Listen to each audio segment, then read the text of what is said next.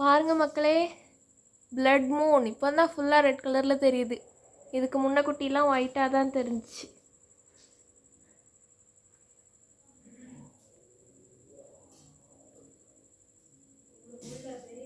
இப்போ டைம் என்ன?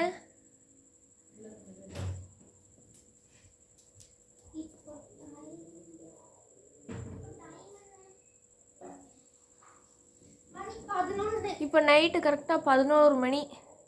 இப்போ தான் பிளட் மூனாகவே தெரியுது. இவ்வளோ நேரமும் ஒயிட் கலரில் தான் இருந்துச்சு.